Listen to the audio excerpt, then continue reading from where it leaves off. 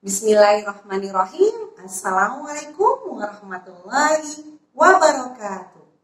Alhamdulillahirrabbilalamin. Segala puji bagi Allah, Tuhan semesta alam yang telah memberikan kita banyak sekali kenikmatan. Tak lupa sholawat dan salam kita haturkan kepada Nabi besar kita Muhammad Rasulullah Sallallahu Alaihi Wasallam. Apa kabar solih dan solihah? Semoga dalam keadaan tubuh yang sehat, pikiran yang jernih, dan hati yang lapang. Masih ingat dengan surat Al-Qasas ayat 77? Dalam surat tersebut, Allah memerintahkan kita untuk menjaga alam bumi ini dan tidak merusaknya. Dan itu semua semata-mata untuk kebermanfaatan kita semua. Ternyata alam di sekitar negara kita, negara Indonesia, sangat beraneka ragam, yaitu di wilayah ASEAN. ASEAN banyak sekali memiliki kekayaan alam hayati yang berlimpah dan kita bisa manfaatkan sebagai bentuk kesyukuran kita kepada Allah Subhanahu wa Ta'ala. Ngomong-ngomong, apa sih itu ASEAN? Apakah kalian sudah tahu apa itu ASEAN? Kali ini Ibu Fitri akan memperkenalkan kepada kalian wilayah-wilayah ASEAN. Apa itu ASEAN?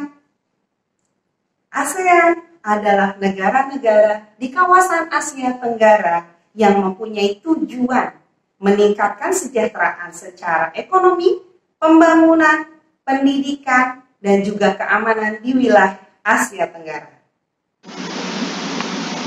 Jika kita lihat pada bola dunia, negara-negara ASEAN terdiri dari Indonesia, Singapura, Malaysia, Filipina, Vietnam, Kamboja, Thailand, Myanmar,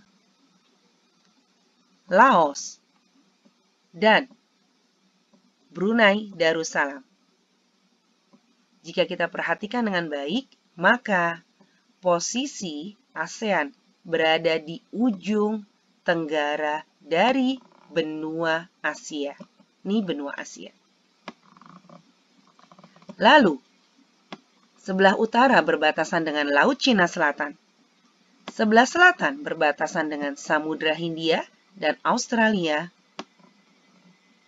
Di sebelah timur berbatasan dengan Samudra Pasifik. Dan di sebelah barat berbatasan dengan Teluk Benggala dan Laut Andaman. Kondisi geografis dan keadaan iklim negara-negara ASEAN sangat luar biasa loh. Di antaranya, yang pertama, negara ASEAN memiliki iklim tropis. Jadi kita kaya akan sinar matahari yang memungkinkan banyak tumbuhan bisa hidup dengan sangat baik. Ada juga satu negara yang beriklim subtropis, yaitu Myanmar di bagian utaranya. Kemudian, curah hujannya tinggi dan suhu udaranya cukup panas. Negara ASEAN memiliki iklim laut, iklim gunung, dan iklim dataran rendah. Sangat beragam, sehingga mempunyai kekayaan hayati yang sangat berharga. Kondisi geografis negara-negara ASEAN dari segi sumber daya alam adalah 1. Memiliki tanah vulkanik dan tanah aluvial sehingga tanahnya sangat banyak yang subur. 2. Kaya akan flora dan fauna. 3. Negara ASEAN memiliki wilayah laut kecuali satu negara, yaitu Laos. Laos tidak mempunyai laut karena negaranya berbatasan semua dengan negara-negara daratan. Lalu ada juga hasil tambang yang cukup luar biasa. Tapi ada satu negara yang tidak mempunyai hasil tambang, yaitu Singapura. Dan mempunyai lahan yang sangat subur di sekitar aliran Sungai Mekong. Sungai Mekong itu sungai yang sangat panjang, mengalir dari Cina, lalu Myanmar, Thailand, Laos, Kamboja, dan berakhir di Vietnam. Seperti itulah kondisi geografis dari negara-negara ASEAN. Selanjutnya, kita akan mengenal lebih dekat dengan masing-masing negara ASEAN. Kita lihat slide berikut ini.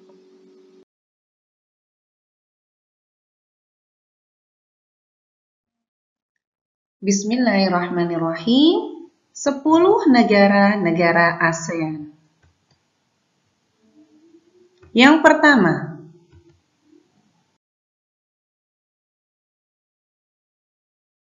Indonesia adalah negara kepulauan yang memiliki sekitar 17.491 pulau.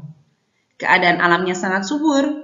Sektor ekonomi pentingnya didukung oleh pertanian dan pertambangan.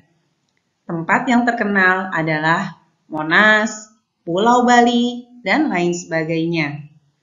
Kita bisa melihat pada slide tersebut ditampilkan tentang kepala negara, pemerintahan, ibu kota, hari kemerdekaan, bahasa, mata uang, lambang negara, dan kita bisa membaca di buku untuk keterangan lebih lanjutnya.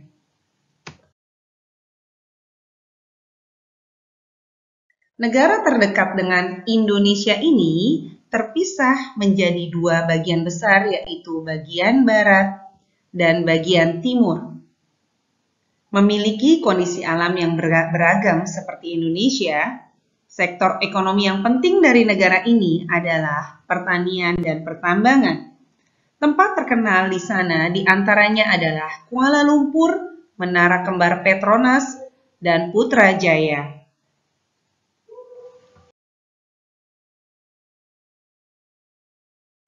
Singapura adalah negara terkecil di kawasan Asia Tenggara dan termasuk negara yang memiliki perekonomian yang sangat baik serta maju.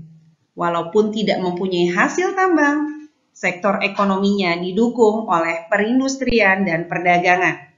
Saat ini Singapura merupakan pelabuhan transit internasional paling modern dan ramai se-Asia.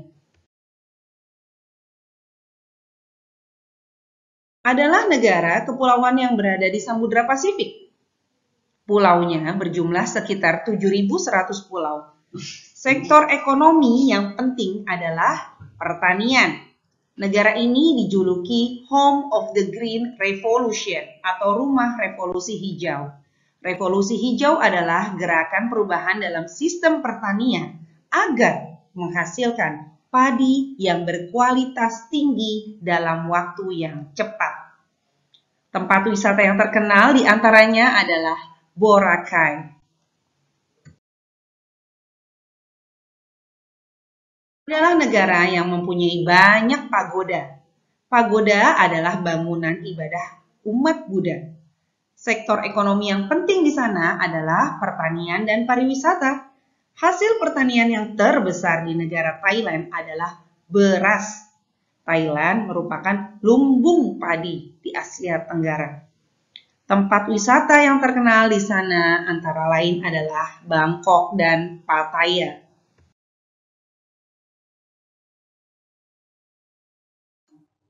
Termasuk negara Asia Tenggara yang kaya, karena pendapatan per kapita penduduknya paling tinggi.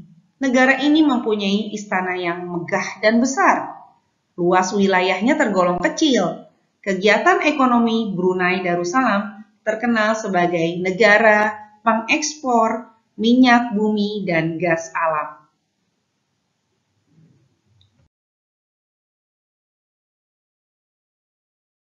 Negara yang mempunyai pantai yang sangat panjang.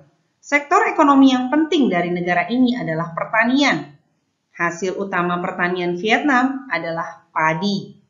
Hasil pertanian lainnya yaitu jagung, kapas, ubi jalar, teh, dan tembakau. Tempat wisata yang terkenal adalah Ha Long Bay.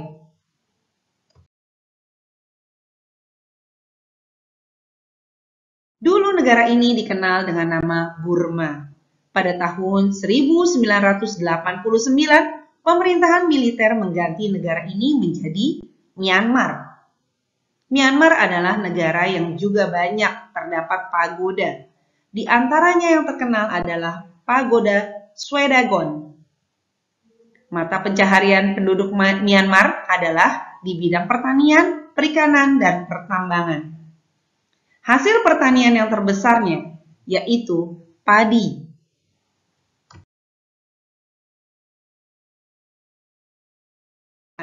Satu-satunya negara di kawasan Asia Tenggara yang tidak memiliki wilayah laut.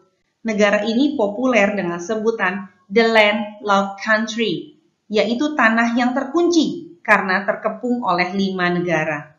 Sektor ekonomi yang penting di sana adalah pertanian dan industri listrik. Produksi listrik di sana berlebih. Hanya sedikit saja yang dipakai di dalam negeri, sisanya dijual atau diekspor ke luar negeri. Tempat wisata yang terkenal di sana adalah Pagoda Emas Pathatluang.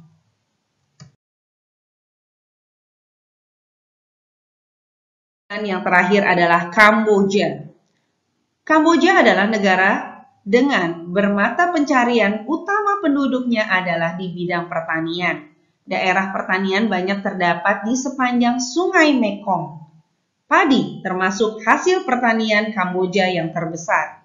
Tempat wisata yang terkenal di sana adalah Angkor Wat.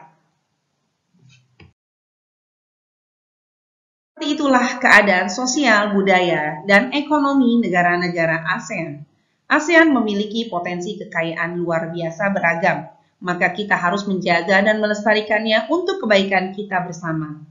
Wawasan tentang negara-negara ASEAN lebih lengkapnya bisa kalian baca di buku-buku. Dan dalam Islam, bersatunya beberapa negara sejalan dengan ajaran Al-Quran. Al-Quran telah mengajari kita dalam berinteraksi dengan saling menghargai antara satu dengan yang lainnya, termasuk dalam hubungan antar negara. Terima kasih atas perhatiannya semua. Wassalamualaikum warahmatullahi wabarakatuh.